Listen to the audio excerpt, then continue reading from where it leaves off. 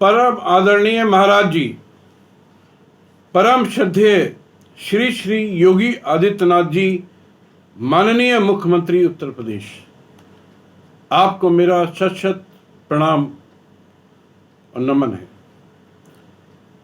आदरणीय महाराज जी, मेरा नाम अजय टंडन है। मैं सुप्रीम कोर्ट का अधिवक्ता हूं तथा ईमानदार भारतीय पार्टी का राष्ट्रीय अध्यक्ष हूं और एक ही व्रत धारण किए हूं कि मुझे इस देश के गरीबों के कल्याण के लिए जो कुछ भी बन पड़ेगा करना है और इसके लिए मेरा कोई भी निहित स्वार्थ नहीं है महाराज जी। इसके पहले मैंने आपको अनेकों वीडियो और याचिकाएं भेज चुका हूं जो कि उत्तर प्रदेश के 1 करोड़ से अधिक गरीबों की संवैधानिक हितों से संबंधित है। वीडियो और याचिकाओं की प्रतियां आपके समस्त सीनियर अधिकारियों को भेजी गई है, लेकिन खेद का विषय है कि इस देश में गरीबों की सुनने वाला कोई नहीं है। ना आपके यहाँ से कोई जवाब आया, ना किसी अधिकारी के यहाँ से कोई जवाब आया। महाराज जी, मैंने भी एक संकल्प लिया है कि जब तक मेरे इन गरीब भाइयों के साथ न्याय नहीं होता तब तक मैं लगातार आपको और परम आदरणीय प्रधानमंत्री जी को वीडियो और याचिकाएं भेजता ही रहूंगा। मामला संक्षेप में यह है कि देश की 4 बड़ी लुटेरी धोखेबाज कंपनियां जैसे कि Sahara group, Mrs alchemist group, Mrs prism group और मिसेस आनंद निधि ग्रुप ने अनेक फर्जीवाड़ा कंपनियां बनाकर उत्तर प्रदेश के 1 करोड़ से अधिक लोगों को बड़े बड़े सपने दिखाकर उनको लूटा और उनके जीवन भर की जमा पूंजी हड़प कर गए, गबन कर गए। और चूंकि ये धोखाधड़ी उन कंपनियों द्वारा निवेशकों के घर से की गई और घरों पर ही फर्जी कागजात दिए गए, अतः अपराध उन्हीं थाना क्षेत्रों के अंतर्गत कारित हुए जहां उन निवेशकों का निवास है। इसलिए मैंने कानपुर, वाराणसी, मिर्जापुर, मुख्यतः 3 शहरों के लगभग सभी थाना क्षेत्रों में मैं साक्ष्यों के, जिसमें ये निर्विवाद रूप से बगैर किसी विवाद के, बगैर किसी कंफ्यूजन के महाराज जी साबित होता है कि संज्ञेय अपराध कारित किए गए हैं। इन साक्ष्यों में सेबी के द्वारा पारित विस्तृत आदेश, जिसमें स्पष्ट कहा गया कि सभी कंपनियां फ्रॉड हैं, चीट हैं, फोर्ज हैं, छल कपट से भरी हुई हैं, इनके कर्मचारी, निदेशक सभी फ्रॉड हैं, इनके सीए सभी फ्रॉड हैं। इस प्रकार security exchange board of India यानी कि सेबी द्वारा अपने 50 पन्नों के आदेश में इन कंपनियों के बारे में विस्तार से जांच पड़ताल करने के बाद अब पुलिस को किसी तरीके की किसी जांच की आवश्यकता नहीं रह गई है। महाराज जी, उपरोक्त निष्कर्ष निकाला कि सेबी के आदेशों को माननीय सर्वोच्च न्यायालय द्वारा भी सही माना गया। सर्वोच्च न्यायालय ने अपने निर्णय संख्या 7924 और 7925 दिनांक सितंबर 14, ये एल्केमिस्ट के मामले में, इसी तरह सहारा के मामले में, इसी तरह प्रिज्म के मामले में दिए गए हैं।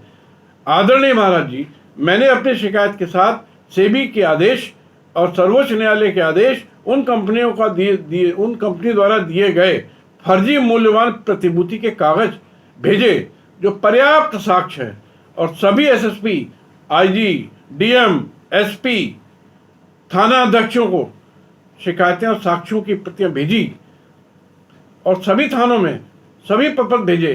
कुल मिलाकर करीब 100 थानों में, कानपुर के 2 थानों में महत्वपूर्ण धाराएं हटाकर 1 वर्ष पहले प्राथमिकी लिखी गई, लेकिन कार्रवाई कोई नहीं हुई। वाराणसी के सिगरा थाने में बड़ी मुश्किल से प्रिज्म के विरुद्ध 1 प्राथमिकी दर्ज हुई। 1 माह बीत गया, अभी तक कोई कार्रवाई नहीं हुई। बाकी किसी थाने में कोई प्राथमिकी दर्ज नहीं हुई। एसएसपी वाराणसी ने प्रिज्म के निदेशकों से 10 लाख रुपया रिश्वत लेकर मामले को ठंडे बस्ते में डाल दिया, जिसकी सूचना मैं पहले भी आपको दे चुका हूं।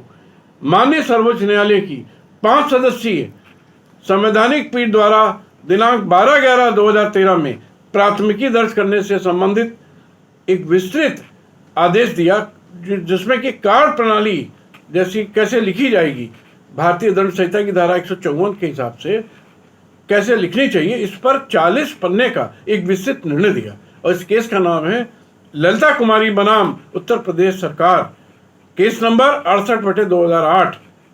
इस केस में स्पष्ट निर्देश दिए गए देश के सभी थानों को दिया गया कि संज्ञेय अपराध के मामलों में सूचना मिलने पर बगैर कोई अग्रिम जांच किए हुए तत्काल प्राथमिकी दर्ज करना थाना अध्यक्ष की संवैधानिक अनिवार्यता है, जिम्मेदारी है।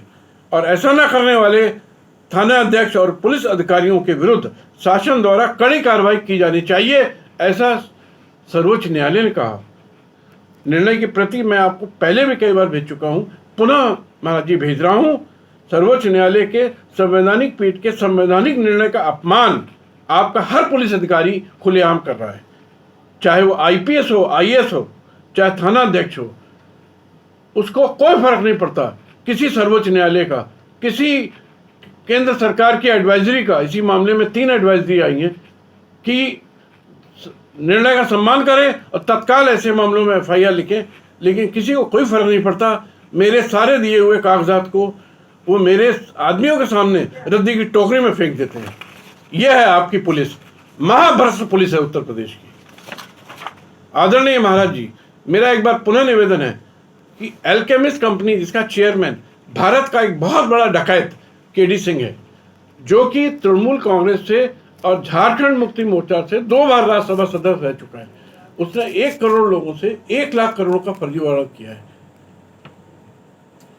और तकरीबन 100 फर्जी कंपनियां बनाई हैं एल्केमिस्ट के नाम से, सब फर्जी। कभी भी उसने कोई वैध व्यापार नहीं किया। ऐसे लोग ही राज्यसभा सदस्य बनते हैं, ऐसे ही लोग लोकसभा सदस्य बनते हैं। 1 नंबर के फ्रॉड, 1 नंबर के चोर। प्रिज्म ग्रुप ने 15 फर्जी कंपनियां बनाकर 10 लोगों से 1000 करोड़ का फर्जीवाड़ा किया। सहारा ग्रुप ने 200 फर्जी कंपनी बनाकर 25 लाख लोगों से 10 लाख करोड़ से अधिक का फर्जीवाड़ा किया। इस तरह अनंत निधि कोऑपरेटिव सोसाइटी ने 100 करोड़ का फर्जीवाड़ा किया। सभी कंपनी ने फर्जीवाड़ों में निवेशकों का एक बड़ा हिस्सा उत्तर प्रदेश में है। यहाँ पर उत्तर प्रदेश में महाराज जी कम से कम 1 करोड़ लोग इस फर्जीवाड़ा के शिकार हुए हैं। संख्या इससे भी अधिक हो सकती है और उनका कम से कम 1 लाख करोड़ रुपया या अधिक। इन 1 करोड़ लोगों में हजारों लोग 1 लाख करोड़ रुपया उनका जीवन भर की कमाई डूब गई है। इन 1 करोड़ लोगों में हजारों लोग अपनी जीवन भर की पूंजी डूब जाने के कारण आत्महत्या कर चुके हैं। हजारों ही नहीं, लाखों लोग करने भी वाले हैं। इसलिए महाराज जी, मेरा आपसे अनुरोध है कि संविधान के अनुच्छेद 21 के अनुसार कोई भी इस तरीके से किसी का जीवन और जीवन का स्वतंत्रता नहीं जा सकती है, उसका सम्मान करिए। और आपराधिक शिकायतों को पंजीकृत कराने के लिए डीजीपी महोदय उत्तर प्रदेश को यथोचित निर्देश देने की कृपा करें। मेरे प्रभु, मेरे आराध्य श्री राम से, मेरे परम आराध्य हैं, आपके आराध्य हैं, से मेरी प्रार्थना है कि आप भारतवर्ष के अभी तक के सभी मुख्यमंत्रियों में सर्वश्रेष्ठ मुख्यमंत्री होने का सम्मान प्राप्त करें और उत्तर प्रदेश के 24 करोड़ लोगों के जीवन की कल्याण का श्रेय आपको प्राप्त हो, ताकि तीनों लोगों के स्वामी प्रभु श्री राम का विशेष स्नेह और कृपा आपको प्राप्त हो। इन्हीं शब्दों के साथ मैं आपको अनेक अनेक धन्यवाद देता हूं। अगर क्रोध में कुछ ज़्यादा बोल गया हूं तो उसके लिए क्षमा चाहता हूं और अपनी वाणी को विराम देता हूं। धन्यवाद।